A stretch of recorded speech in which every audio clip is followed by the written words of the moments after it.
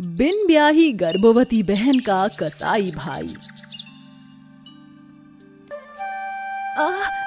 भैया छोड़ दो मुझे, छोड़ दो। माँ, भाभी, बचाओ मुझे। आज तुझे मुझसे कोई नहीं बचा सकता है, मैं तेरी जान ले लूंगा। निरंजन छोड़ दे बेटा, गुस्से में गलत कदम मत उठा। छोड़ दे अपनी बहन के साथ, भला कोई भाई ऐसा कसाईयों सा बर्ताव करता है।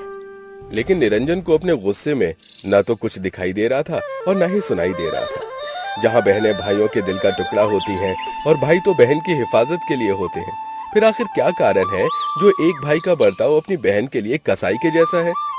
निरंजन अपनी बहन के बालों को नोचते हुए उसको आंगन में ले आया और अपनी तलवार निकाल ली। आज मैं तुझे जिंदा नहीं छोड़ूंगा। इसीलिए मैं नहीं चाहता था कि इस खानदान में कोई लड़की पैदा हो, क्योंकि बेटियां सिर्फ और सिर्फ परिवार की इज्जत डुबोती हैं, और तूने तो हमारी नाक कटवा दी, कहीं का नहीं छोड़ा हमें।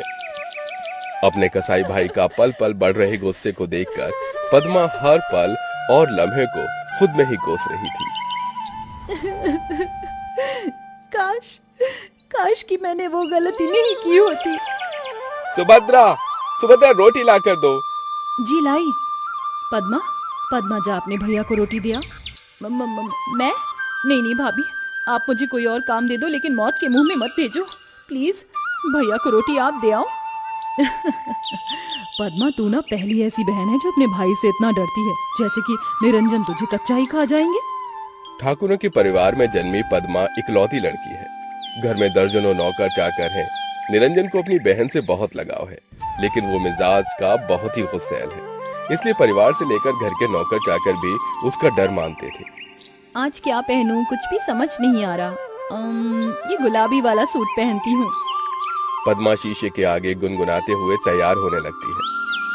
मेरी बिंदिया तेरी निंदिया ना चुरा ले तो कहना, मेरा काजल तुझको पागल ना बना दे तो कहना। तैयार होने के बीच बीच में भी उसका ध्यान फोन में ही था।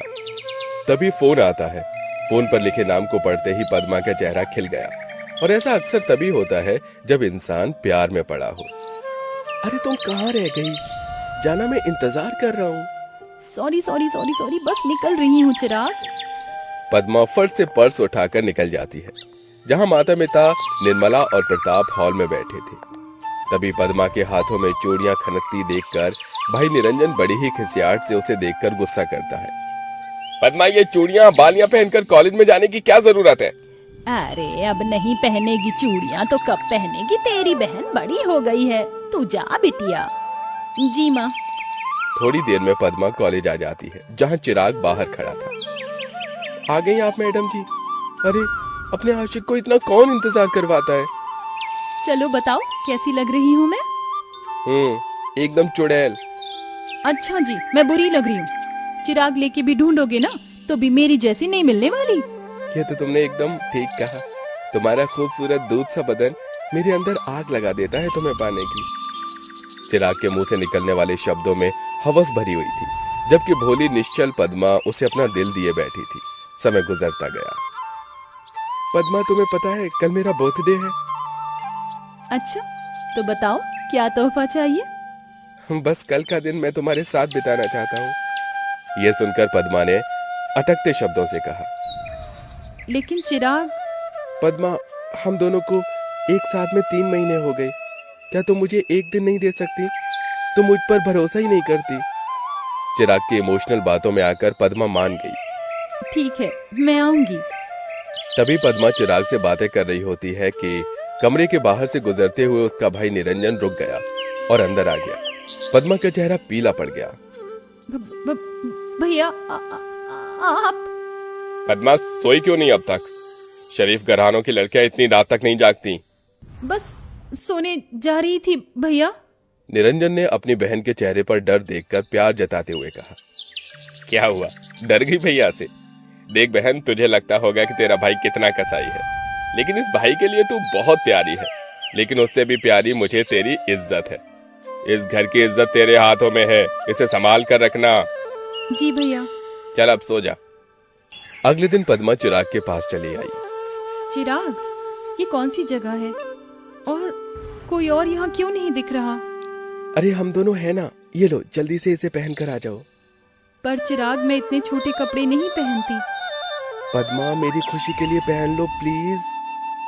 पद्मा रिक्वेस्ट करने पर चिराग की दी हुई शॉर्ट सी ड्रेस को पहनकर आ गई। चिराग हवस भरी निगाहों से उसे देखने लगा और उसे अपने करीब खींच लिया। एक बहन होते हुए पद्मा के दिलो दिमाग में अपने भाई की बातें बार बार आ रही थी। चिराग, हम सही तो कर रहे हैं ना? शादी से पहले ये सब भैया नहीं मानेंगे, ये गलत तो नहीं?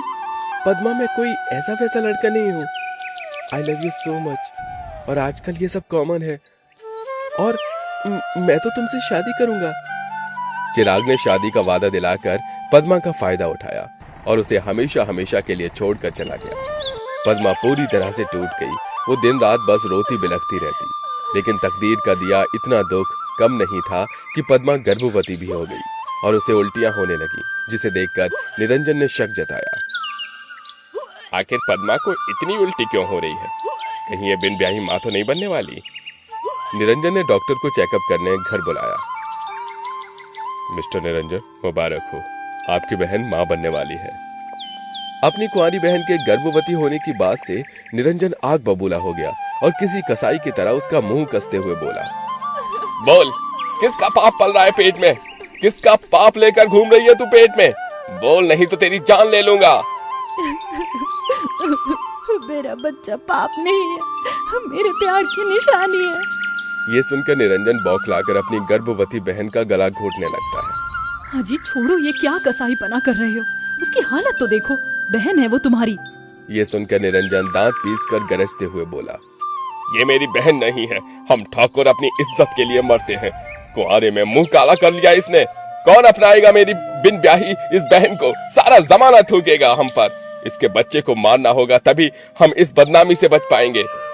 यह फैसला सुनाकर निरंजन पैर पटकते हुए चला जाता है। गुजरते दिन के साथ पद्मा का पेट दिखने लगता है। माँ सुभद्रा, कहो इससे कि ये दवाई खा ले और खत्म करे इस बच्चे को। नहीं, मैं अपना बच्चा नहीं गिराऊंगी। ये सुनकर निरंजन अपनी गर्भवती बहन पर बिल्कुल दया नहीं करता और उसके बालों को घसीट कर ले आता है और तलवार निकाल लेता है। आज मैं तेरे टुकड़े टुकड़े कर दूंगा। तो जैसी बिन ब्याही गर्भवती बहन के जीने से अच्छा तेरा मर जाना है। काट डालूंगा तुझे आज। तभी एकदम से पिता प्रताप मुखिया को ले आते हैं। अरे रुक जाओ ठाकुर निरंजन, कैसे भाई हो तुम? अरे भाई तो अपनी बहन के लिए जान देता है और तुम इसकी जान लेने पर तुले हो। अरे इसने पाप किया है मुखिया जी। देखो निरंजन, मैं जानता हूँ इसने गलती की है, लेकिन अब जो होना था वो हो गया। पर अगर तुम इसको मारोगे तो तुम भी पाप के भागीदार बनोगे, क्योंकि इसके अंदर एक जान भी पल रही है। इसकी शादी कर दो। अरे कौन करेगा इससे शादी मुखिया जी, ये जानते हुए कि ये बिन ब्याही माँ है। मैं करूंगा पद्मा से शादी भैया। मैं दूंगा इस बच्चे को अपना नाम। मुरली पद्मा के कॉलेज में पढ़ने वाला लड़का था जो हमेशा से उसे पसंद करता था। बुरे वक्त में वो उसका हाथ थामता है, जिसके कुछ महीनों बाद पद्मा अपने बच्चे को इस दुनिया में लाती है। लेकिन आज भी उसके मन में चिराग के धोखे के लिए एक दुख भरी चीत्कार निकल